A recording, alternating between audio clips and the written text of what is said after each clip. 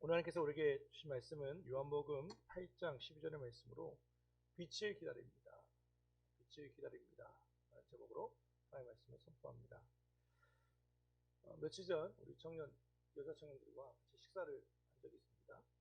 이런저런 얘기를 하다가 저는 자연스럽게 결혼에 대해서부터 물어봤는데 부모님이 결혼하지 말라고 말씀하신대요. 저도 우리 딸한테 결혼하지 말라고 하거든요. 그래서 같이 그런 건가 했어요. 아직 어리니까 그래서 그런가 했더니 그게 아니라 요즘 뉴스에 데이트 폭력이라든지 부부간의 엽기적인 그런 행위들이 자꾸 뉴스에 나오니까 너무 불안해하니까 괜히 이상한 사람 만날 바에야 부모 밑에 있는 게 낫지 않냐라는 얘기를 하셨다는 얘기를 들었어요.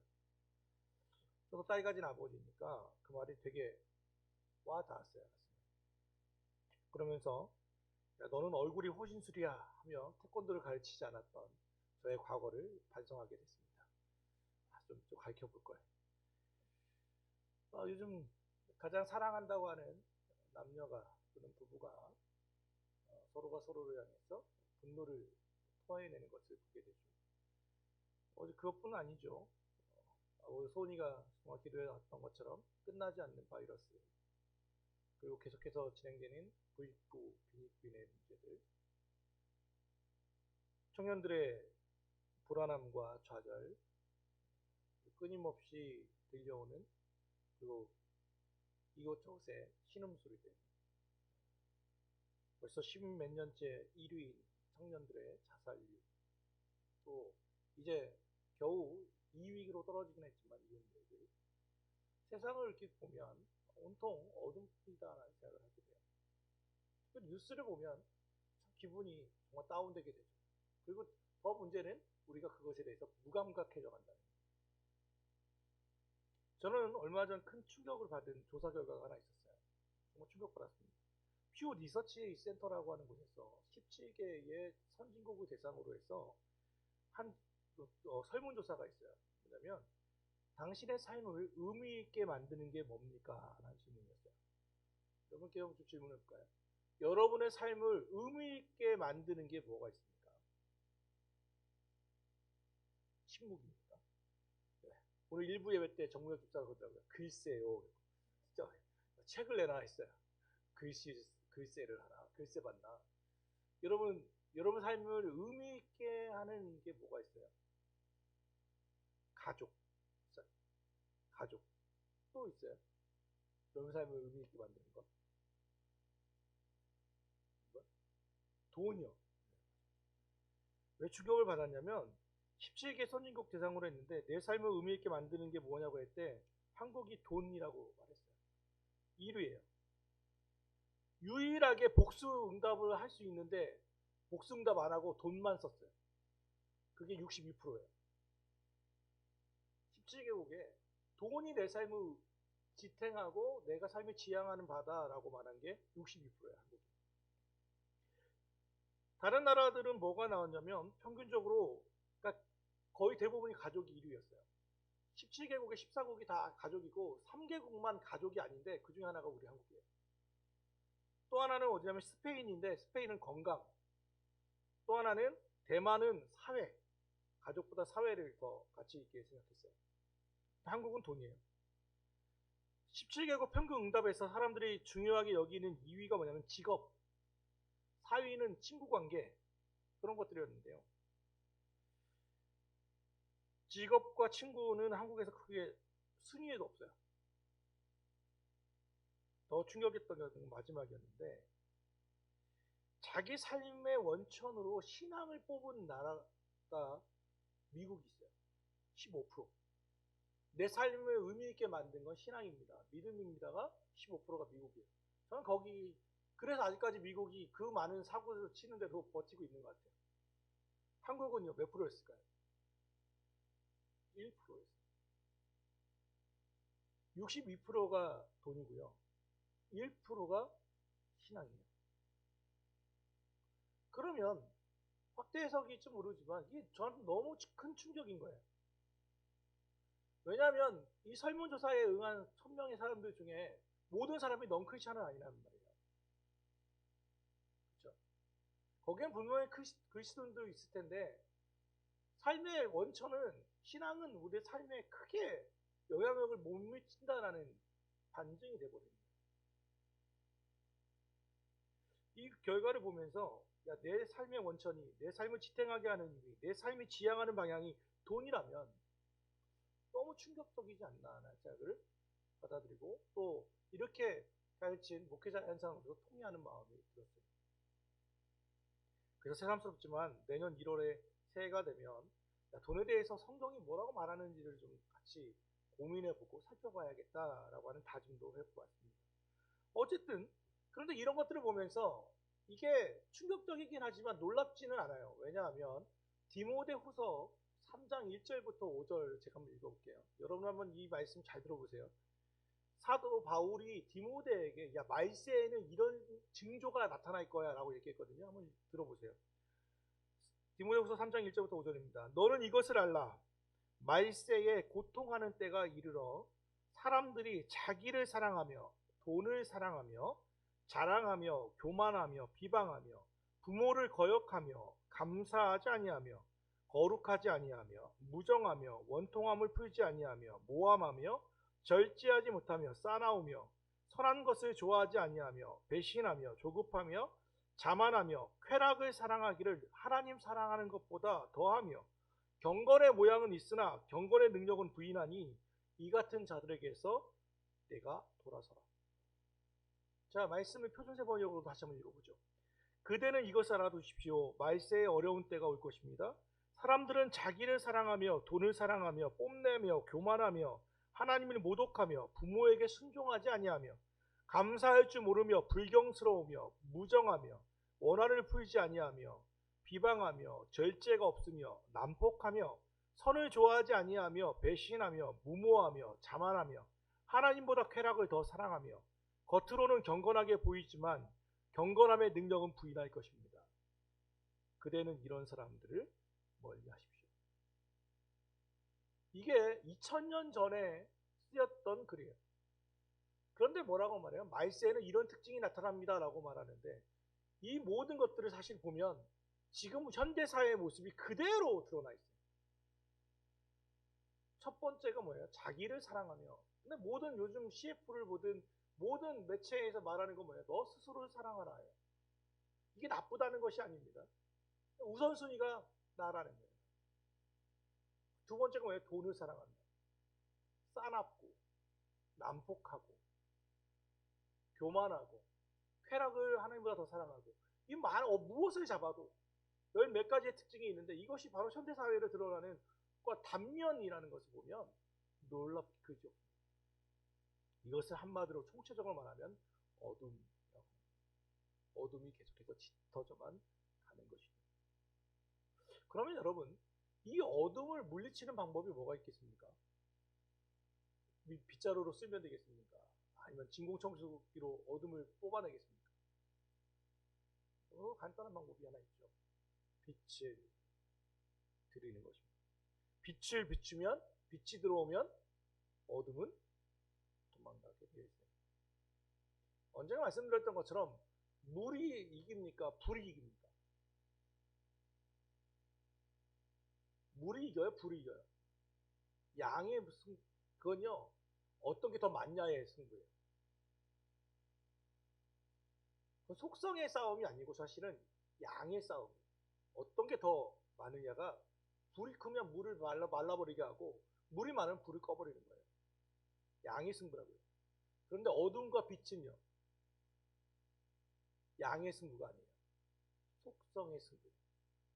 아무리 어둠이 짙어도 빛이 들어오면 한 줄기의 빛이 자그마한 성냥불 하나가 들어와도 어둠은 물러가게 돼 있어요.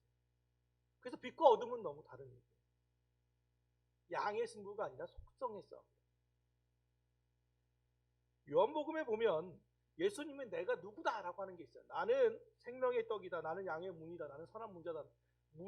선한 목자다. 나는 포도나무다. 나는 생명이다. 나는 진리다.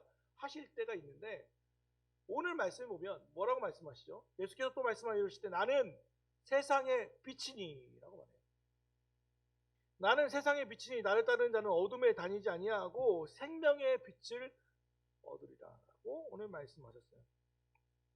요한복음은 사실 빛이라고 하는 주제를 가지고 있는데 1장은 그래서 빛에 대한 얘기를 계속 하거든요. 빛에. 예수님이 오신 시대도 보면 올해와 우리 요즘 현실과 좀 비슷해요. 그 당시 이스라엘은 나라는 노마의 식민지였고요. 정치는 혼란스럽고 그나마 분봉왕 헤롯이라고 하는 자가 있었는데 그 사람은 자기 권력을 위해서 2살 밑에 아들들을 다 죽여버리는 만행을 저질렀음에도 불구하고 조금의 거리낌도 없었고 그것을 책망해야 할 그 당시 선지자들과 바리새인과 서기관들 곧 종교 지도자들은 지적하는 게 아니라 그와 야합했고 그들의 영적인 영안이 얼마나 어두웠는지 이방인인 동방 박사들은 예수님이 태어나는 것을 알고 그를 다 별을 쫓아왔지만 이들은 정작 베들레헴에 살고 있으면서 또는 예루살렘에 살고 있으면서도 예수님의 탄생을 기대하지도 않았고 기다리지도 않았고 오히려 헤롯에게 잘못된 정보를 주므로 아이들을 죽이는 일에 일조하게 되었어요. 어둠이 정말로 짙었단 말이에요. 아이를 잃어버린 어미의 신음소리와 눈물이 예루살렘과 베들레헴을 가득 채웠어요. 창세기 1장의 빛의 탄생을 보면 그 앞에 창세기 1장 2절은 이렇게 얘기합니다. 땅이 혼돈하고 공허하며 흑암이 깊음 위에 있었다. 흑암이 깊음 위에 있었단 말이 뭡니까? 어둠의 극치를 이야기합니다. 빛이 있기 전의 상황은 어둠의 짙은 어둠. 그러나 미리 절망할 필요는 없어요. 왜냐하면 땅이 혼돈하고 공허하며 흑암이 깊음 위에 있고 그 다음 뒤에 말이 중요하죠. 하나님의 신은 수면에 운행하시더라. 하나님의 신은 곧 성령이 수면에 운행했다는 것은 우리가 신발같이 운행했다는 게 아니라 날아다녔다는 게 아니라 이 히브리어를 보면 마치 어미닭이 달걀을 품고 있는 모양을 운행했다라고 번역해 놓은 거예요. 그러니까 어둠을 성령이 꼭 품에 안고 있었어요. 언제까지? 말씀이 올 때까지. 그러고 나서 주님의 때가 딱 되니까 하나님의 말씀이 있는 거예요. 빛이 있으라. 그러므로 빛이 있으라 하심에 빛이 있었고 그 빛이 하나님 보시기에 좋았더라가 1장 3절에 나옵니다. 그러니까 땅이 혼돈하고 공허한 것으로 그치는 게 아니라 그 상황 속에서도 하나님은 그것을 꼭 품고 기다리고 있는 거예요. 언제? 빛이 오기를. 빛이 있기를 기다리고 있어요. 오죽하면 우리가 잘 아는 말처럼 새벽은 언제 와요? 어둠이 짙을수록 새벽이 온다고 하잖아요.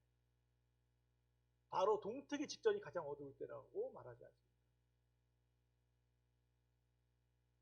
그 당시 어둠을 밝힌 것이 예수님의 탄생이었듯 이 사회에 또는 지금 이 어려움을 해결할 수 있는 방법은 예수 그리스도, 빛이신 예수 그리스도 그분이 다시 오시는 것 외에는 완전함이 없어요. 그럼에도 불구하고 소망이 있다면 교회가 소망입니다. 빛을 비추는 반사체인 교회들이 그 역할을 감당해야 한다는 거죠. 그러면 여러분 빛이 있으라 하심에 빛이 있었다고 말했습니다. 어둠에 차 빛이 비쳤어요. 빛이 비춰지면 어둠 속에 있는 사람들의 반응은 몇 가지로 나뉘어요. 첫 번째, 빛이 비춰졌는데 이 어둠에 있는 이가 빛을 깨닫지 못할 때가 있어요. 무슨 얘기냐면 저도 들은 이야기입니다만 날 때부터 이 시각장애인 앞으로 못 보시는 이들에게 어떤 개념들을 설명하잖아요. 이것도 설명하고 저것도 설명해야 하는데 가장 어려운 개념이 이 빛이래요. 빛을 어떻게 말할 수가 없대요. 설명해주기 제일 까다롭대요. 본 적이 없는 사람한테. 말로 표현할 수가 없는 거예요. 느끼게 할 수도 없고 보여줄 수도 없고 그렇대요. 그래서 빛이 제일 어렵대요. 요한복음 1장 5절을 보면 빛이 어둠에 비추되 어둠이 깨닫지 못하더라라는 말씀이 있어요. 빛이 어둠을 비췄는데 어둠이 그걸 깨닫지 못하는 거예요. 여러분, 제일 무서운 귀신이 뭔지 알아요? 무식한 귀신이 제일 무서워요. 왜냐하면 부적으로 썼는데 부적을 몰라. 글을 못 읽어. 그게 제일 무섭대요. 빛이 비쳤는데 어둠이 깨닫지 못해요. 그런데 이게 사실 맞거든요. 하나님의 능력을 체험해 본 적도 없고 하나님의 영광을 보지도 못한 이들에게 복음이 전해지면 그것을 깨닫지 못하는 거예요. 어쩌면 보면 그게 더 자연스러운 현상일지도 몰라요. 그러므로 그것을 깨는 방법은 성령이 품듯 우리가 사랑으로 품고 그들을 위해 기도할 수밖에 없는 거예요. 오히려 우리가 비정상일 수 있죠. 2000년 전에 보지 못했던 그 예수를 믿고 있다는 것, 창세기 빛이 있으라 하신 빛이 있었다는 말씀의 능력을 믿고 있다는 것이, 그걸 체험하고 있다는 우리가 그들 보기에는 비정상일 수 있다. 빛이 비치는데 어둠이 깨닫지 못해요. 이게 일반적인 반응입니다. 또 하나는 빛이 어둠을 딱 비춰주잖아요. 세상의 빛이 딱 비춰줬어요. 그러면 이들은 빛을 싫어하고 빛을 거절해요. 그들은 빛보다는 어둠을 더 사랑하기 때문에 빛을 거절하는 거예요. 어떤 유명한 가수에게 복음을 전했어요. 유명한 목사님이 이렇게 전해주셨어요. 그랬더니 그도 동의했어요. 복음을 듣고 야, 정말 이게 진리구나. 예수님을 믿어야겠다고 생각했어요. 동의했어요. 그런데 마지막 말에 한 마디가 있어요. 지금은 아니에요. 예수님을 믿기는 믿어야 할 거예요. 근데 지금은 아니에요. 그 뒤에 말이 있죠. 왜? 지금은 인생을 즐기고 싶어요. 지금은 인생을 즐기고 싶어요. 이 인생을 즐긴다는 말이 참 멋있는 말이지만 그 뜻이 뭡니까? 정확하게 말하면 인생을 즐긴다는 것은 내 마음대로 살린다는 거예요. 구애받고 싶지 않다는 거예요. 구속받고 싶지 않다는 거예요. 그러면 구속받지 않으면 뭘 하고 싶은 건데? 연탄 기부행위 그걸 하고 싶으신 거예요? 내 마음대로 한다는 게 뭐예요? 뭘 의미합니까? 좀 냉정하게 말하면 단순화시키면 죄 가운데 살고 싶다는 거예요. 아직까지는. 죄가 주는 쾌락과 감미로움을 조금 더 즐긴 후에 주님 앞에 나오겠다는 반증일 뿐이에요. 그 말을 고상하게 표현하는 게 사실은 인생을 즐깁니다. 저는요, 뚝배기 불고기를 참 좋아해요. 뚝배기 탁 끓이면 불고기 있잖아요. 참 좋아했어요. 그런데 어느 날 TV를 보는데 빈 뚝배기를 막 가열했어요. 그랬더니 뚝배기에 흰색 뭔가 비포 같은 게 막 올라오더라고. 이게 뭐냐고 했더니 퐁퐁 같은 거래요. 설거지 할 때 쓰는 세제래요, 세제. 그러니까 지금은 아니겠지만 그다음에 이게 뚝배기를 마음껏 이렇게 중국산 막 허름한 거 쓰면 구멍이 나고 거기에 설거지라는 이 세제가 그걸 스며든다는 거예요. 그래서 가열하면 그게 나오는 거예요. 그런데 이제 뚝배기 불고기니까 불고기를 넣으니까 이게 모르는 거죠, 사람들은. 그래서 가열을 했더니 막 이 소화제에 흰색 막 거품이 막 나오는 거예요. 그래서 제가 뚝배기 불고기를 끊었어요. 못 먹어요. 그러더니 또 오늘 봤더니 곱창을 참 좋아했는데 곱창을 막 낙수로 씻는 거예요. 그러더니 막 또 깨끗하게 안 씻어. 막 이물질 남은 상태에서 양념을 해가지고 막 주는 거예요. 그거 보니까 곱창을 끊었어요. 전 죽도 참 좋아했는데 손님상에 나갔던 그 인삼을 다시 재활용을 하더라고. 그리고 손님이 먹었던 김치를 막 잘라가지고 김치죽을 만들어내는 걸 또 봤어요. 죽을 끊었어요. 이러다가는 말라 죽겠어요. 그래서 제 선택이 뭔지 알아요? TV를 끊었어요. 그 프로그램을 아예 끊었어요. 안 보기로 결정하였어요. 사랑하는 여러분, 어둠에 또는 죄의 싹이 있어요. 죄의 값이 있어요. 죄의 대가가 있죠. 뭡니까? 죄의 싹은 사망. 성경은 단호히 말해요. 아주 짧게 말해요. 죄의 싹은 사망이다. 그 앞에 전제가 있죠. 한 번 죽는 것은 사람에게 정하신 것이고 그 후에는 심판이 있으리. 히브리서 9장 27절. 죄의 싹은 사망이라 로마서 3장. 그게 연결되죠. 아무리 우리가 싫어해도, 아무리 우리가 그것을 정작 빨간색으로 그 이름 안 쓰고 엘리베이터에 사자를 없애고 F로 바꾸고 죽음을 싫어해도, 피하고 싶어도, 죽음은 한 번 죽는 것은 사람에게 정하신 것이요, 그 후에는 심판이 있으며 죄의 싹은 사망인 거예요. 이것은 거부할 수 없는 죄의 대가를 치르게 돼 있어요. 어둠에서 머무는 결과를 반드시 우리는 치르게 돼 있단 말이에요. 그런데 여전히 사람들은 어둠을 즐거워해요. 그래서 빛이 비치는 걸 싫어해요. 또 하나는 그들은 빛보다 자기의 행위가 드러날까봐 빛을 거절하기도 해요. 무슨 얘기냐면, 여기가 지금 깨끗한 것처럼 보이지만 또 이원영 집사님이 매주 토요일마다 청소를 해서 예전과는 비교할 수 없을 만큼 깨끗할 거예요. 그럼에도 불구하고 만약 여기에 우리 블라인더가 올라가고 빛이 제대로 딱 비춰진다면 아마 이 자리에 머무르실 분이 많이 없을 겁니다. 왜? 보이지 않지만 이 공기 중에 먼지들이 가득하다는 것을 우리는 사실 알고 있어요. 근데 애써 안 보이니까 모르고 있는 거지, 또는 의식하지 않는 거지. 빛이 비추는 순간 먼지가 쫙 드러나게 될 거예요. 그러면 방법은 하나죠. 공기청정기를 사가지고 다 공기의 질을 더 높여보든지, 아니면 이 자리를 피해야 돼요. 아니면 주의를 환기시키든지 죄를 없애버려야 돼요. 드러나는 것은 싫어하지만 빛이 드러나면 어떻게든 그것의 행위를 회개하고 돌아와야 돼요. 그게 빛이 비춰지는 이유예요. 그런데 그것을 싫어해요. 무시해요. 불결하고 지저분하고 너덜한 내 모습이 하나님의 거룩한 빛 앞에 노출되면 견딜 수 없다는 거예요. 이사야서 6장에 보면 이사야가 하나님의 성전에 나가요. 근데 천사들이 날아다니며 거룩하다 거룩하다 만군의 여호와를 찬양해요. 하나님의 영광이 그 성전에 가득해져요. 그때 이사야의 반응을 여러분 기억하십니까? 이사야가 이렇게 말합니다. 그때에 내가 말하되 화로다 나여 망하게 되었도다. 나는 입술이 부정한 사람이요 나는 입술이 부정한 백성 중에 거주하면서 만군의 여호와이신 왕을 배웠음이로다 하였더라. 야, 난 망했구나. 난 죽었구나. 하나님의 영광의 빛이 쫙 비춰지니까 자기의 죄가, 특별히 선자로서 자기 입술의 죄가 확 하고 드러나요.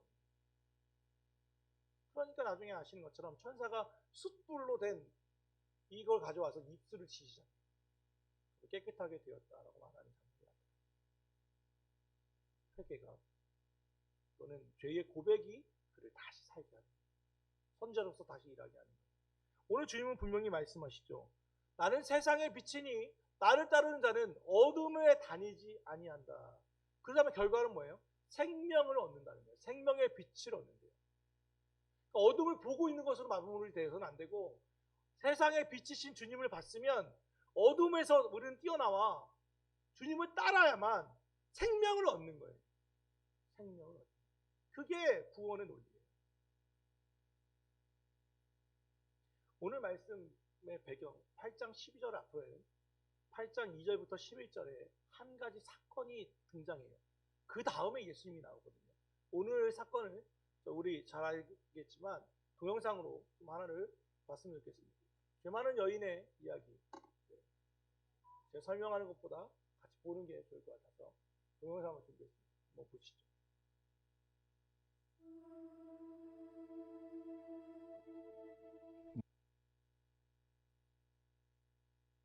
불을 좀 꺼주시죠. 눈은 눈으로 이는 이로 갚으라고 너희가 들었겠으나 내가 너희에게 이르노니 악에 맞서지 말라. 누구든지 네 오른편 뺨을 치거든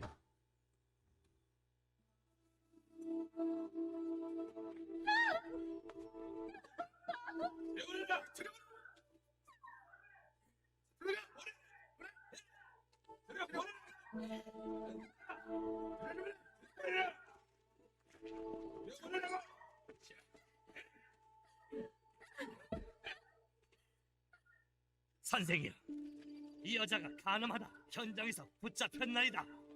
모세는 율법에 이런 여인은 돌로 치라고 명령하였거니와 선생은 뭐라 말하겠나이까?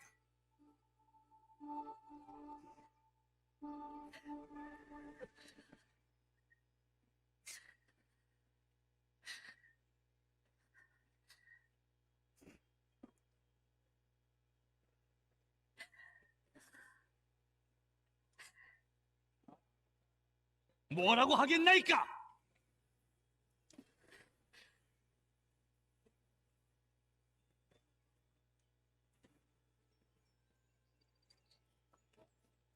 너희 가운데 죄 없는 자가 먼저 그녀에게 돌을 던지라.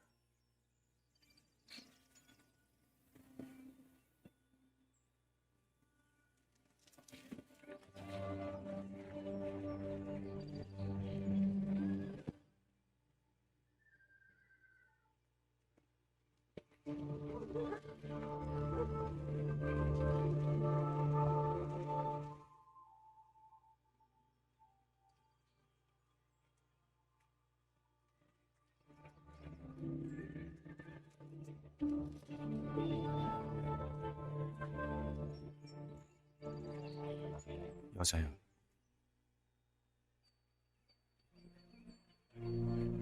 너를 고발하던 이들은 어디 있느냐? 너를 정죄하던 자가 없느냐?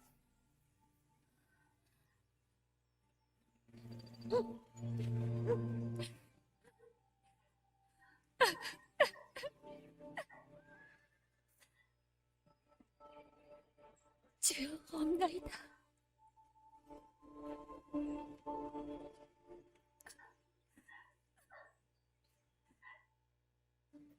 나도 너를 정죄하지 아니할 테니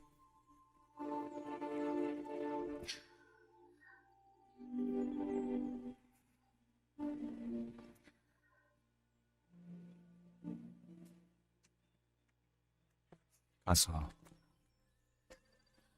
다시는 죄를 짓지 말라.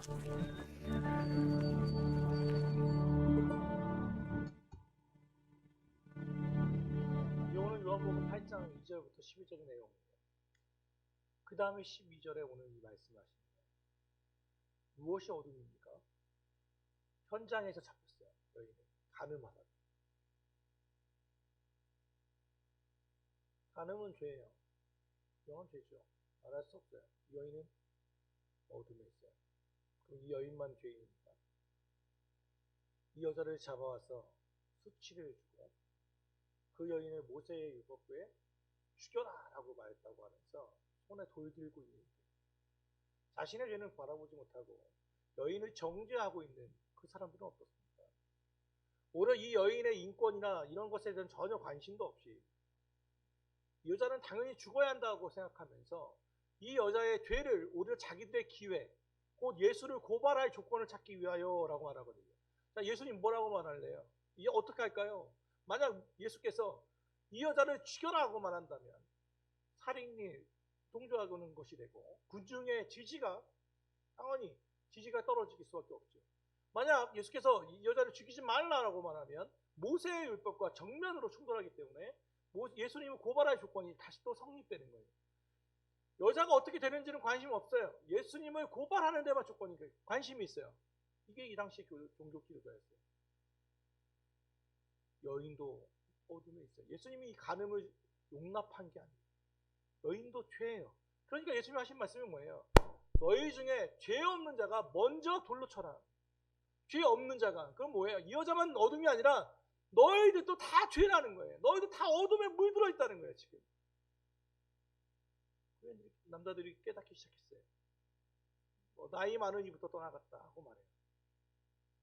그 예수께서 마지막 하신 말씀은 뭡니까? 나도 너를 정죄하지 않냐. 유일하게 그 여자를 심판할 수 있는 조건이 성립된 분은 예수님이에요. 죄 없는 자로서 먼저 돌을 던질 수 있는 그분이 예수님이에요.